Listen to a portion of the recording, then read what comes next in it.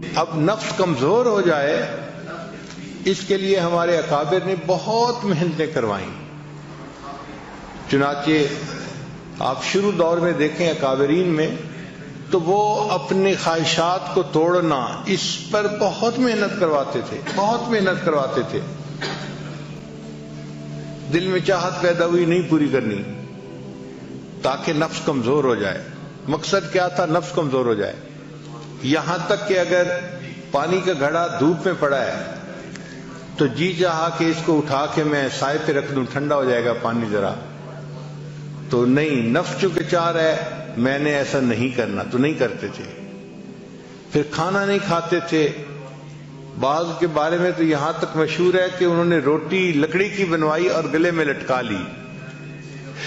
جب بھوک لگتی تھی تو وہ لکڑی کی روٹی کو دانتوں میں چباتے تھے. اے نفس، تو مجھے اللہ کی مخالفت پہ جو ہے آمادہ کرتا ہے، میں تجھے کھانا کیوں دوں؟ تو کھانا ہی نہیں کھاتے تھے، اتنا مجاہدہ کرتے تھے. پانی نہیں پیتے تھے، کھانا نہیں کھاتے تھے. یہ جو ہے نا قلت کلام، قلت منام، قلت طعام، یہ سب ٹرم نکلی اسی لیے ہے اپنے نفس کو کمزور کرنے کی خاطر کہ انسان کم بولتا ہے تو کم گناہ کرتا ہے، تو کم بولے. آج کل ہم زیادہ بولنے کے مریض ہیں، اس لیے ہمیں بار بار اعلان کرنا پڑتا ہے بھئی مسجد ہے، اعتکاف ہے، آپ آہستہ بولیں، آہستہ بولیں. اس کی وجہ کیا ہوتی ہے کہ ہم نے چپ کے مزے نہیں لیے ہوتے، ہمیں خبر ہی نہیں کہ چپ کے مزے کیا ہوتے ہیں. یہ چپ کے مزے ایسی نعمت ہیں کہ جس بندے کو نصیب ہو جائے اس کا بولنے کو دل نہیں چاہتا، وہ خاموش بیٹھا اپنے رب کی یاد میں لگا ہوا ہوتا ہے. حضرت خواجہ باقی باللہ رحمۃ اللہ علیہ بہت خاموش رہتے تھے.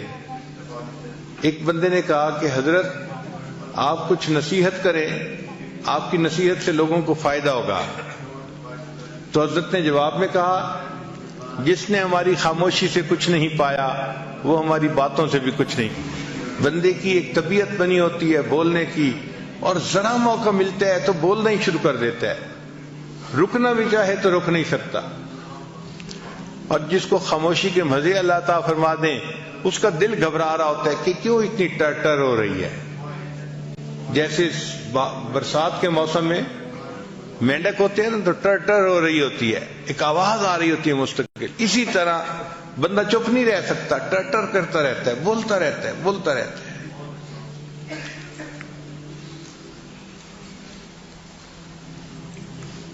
ہمارے مشائخ مراقبہ سکھانے کے لیے خاموش رہنا سکھاتے تھے. چنانچہ حضرت اقبال تھانوی رحمۃ اللہ کی خانقاہ پہ جو بندہ تربیت کے لیے آتا تھا پہلا کام اس کے ذمہ لگتا تھا کہ آپ نے کلام نہیں کرنا، بات نہیں کرنی، چپ رہنا ہے. ہاں سلام اگر کوئی کرے تو اس کا جواب دے سکتے ہیں چونکہ وہ واجب ہے، اس کے علاوہ کلام نہیں کر سکتے. تو صرف سلام کا جواب دینے کی اجازت تھی، اس کے علاوہ کلام کرنے کی اجازت نہیں تھی. حضرت خواجہ مجذوب رحمۃ اللہ علیہ چونکہ شاعر تھے اور ان سے لوگ زیادہ واقف بھی تھے اور مانوس بھی تھے، تو ان سے زیادہ باتیں کرنے کی کوشش کرتے تھے. تو حضرت خواجہ مجذوب رحمۃ اللہ نے کیا کیا تھا، ایک گتے کے اوپر لکھ دیا تھا خاموش، اور دھاگا ڈال کے اس کو گلے میں لٹکا لیا تھا. تو اگر کوئی بندہ ان سے بات کرنے لگتا تھا تو وہ اس کی طرف اشارہ کر دیتے تھے، صرف بھئی دیکھ لو یہ سائن ہے خاموش. اس طرح خاموش رہتے تھے. حضرت مفتی محمد شفیع رحمۃ اللہ علیہ اور حضرت مولانا یوسف بن نوری رحمۃ اللہ علیہ کے بارے میں آتا ہے کہ جب دونوں شہزادوں نے علم حاصل کر لیا تو تھانہ بھون حاضر ہوئے کہ حضرت کی خدمت میں کچھ وقت رہتے ہیں. اب جب وہاں گئے تو عشاء کی نماز پڑھ کے کمرے میں آئے. دونوں کو رہنے کے لیے ایک ہی کمرہ دے دیا گیا تھا. تو کچھ بیٹھے تو کوئی بات چیت شروع ہو گئی. تازہ علم پڑا ہوا تھا، بات ہوتی گئی. تھوڑی دیر کے بعد جو خانقاہ کا خادم تھا بوڑھا، وہ آیا. اس نے آ کے دروازہ کھٹکھٹایا کہ جی خانقاہ میں عشاء کے بعد باتیں کرنے کی اجازت نہیں ہے، آپ چپ ہو جائیں. وہ چپ ہو گئے. مگر اس کو روٹین میں لیا اور تھوڑی دیر کے بعد پھر کوئی مسئلہ شروع ہو گیا، پھر باتیں شروع ہو گئیں۔ جب پھر باتیں شروع ہونے لگیں تو تھوڑی دیر کے بعد وہ خانقاہ کا خادم آیا اور اس نے آ کے کہا کہ جی مجھے حضرت کی طرف سے یہ حکم ہے کہ جو ایک دفعہ منع کرنے پہ نہ رکے اور پھر باتیں کرتے رہے، اس کی سامان کی گٹھڑی اس کے سر کے اوپر رکھو اور اس کو خانقاہ سے دھکا دو، جاؤ۔ جب آپ نے بات سمجھنی نہیں تو رہنے کا کیا فائدہ؟ کیوں وقت اپنا بھی ضائع کر رہے ہو، ہمارا بھی ضائع کر رہے ہو؟ تو اس نے کہا جناب میں دوسری دفعہ آ کے بتا رہا ہوں، اب اگر میں نے آپ لوگوں کی آواز سن لی تو میں نے آپ کا سامان آپ کے سر پہ رکھنا ہے اور آپ کو خانقاہ سے نکال دینا ہے۔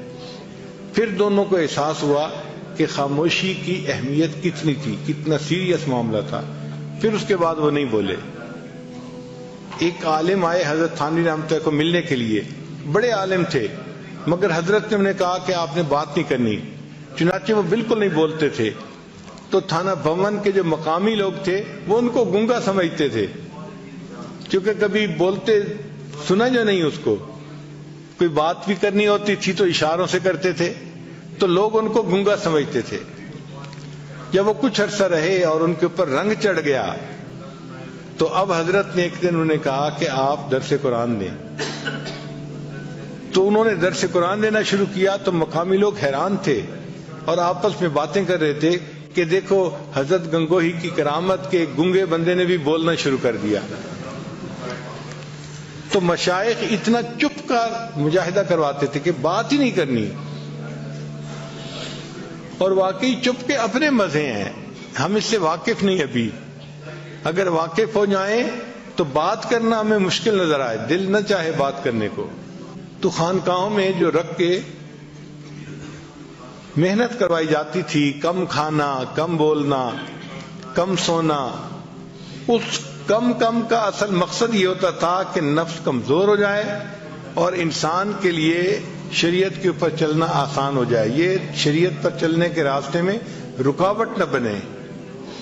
اس لیے اپنی خواہشات کو توڑنا یہ سب سے بڑی چیز سکھائی جاتی تھی کہ بھئی کوئی بھی خواہش دل میں پیدا ہو اس پر عمل نہیں کرنا۔ حضرت عبداللہ ابن عمر رضی اللہ تعالیٰ عنہ کے دل میں ایک مرتبہ خواہش پیدا ہوئی کہ میں مچھلی کھاؤں، بیمار بھی تھے، آخری وقت تھا، تو بیوی نے مچھلی بنوائی۔ جب مچھلی بن کے تیار ہوئی اور دسترخوان پہ لائی گئی تو اس وقت دروازے پہ ایک سائل آ گیا، اس نے کہا جی کہ مجھے اللہ کے لیے کچھ دے دو۔ حضرت نے وہ مچھلی اٹھا کے سائل کو پکڑا کہ میں نے اس کو آخرت کے لیے ذخیرہ بنا دیا۔ یعنی اپنی خواہش پہ عمل نہیں کرنا کہ میرے اندر چاہت جو پیدا ہوئی تھی کہ میں مچھلی کھاؤں، میں نے اپنی چاہت پہ عمل نہیں کرنا۔ اور آج کل تو اپنی ہی چاہت کا یعنی ماحول بنا ہوا ہے، ہر بندہ کیا مرد اور کیا عورت کرنا وہ ہے جو میرا دل چاہے، میرا جی چاہے، چھوٹے سے لے کے بڑے تک ایک ہی چیز ہے، اپنی خواہش پہ عمل کرنا۔ اس وجہ سے آج نفس اتنے موٹے ہیں کہ انسان کے قابو میں نہیں، اور ان کو کمزور کرنا ایک مشکل کام بن گیا ہے۔ لا الہ الا اللہ، لا الہ الا اللہ، لا الہ الا اللہ، لا الہ الا اللہ، لا الہ الا اللہ۔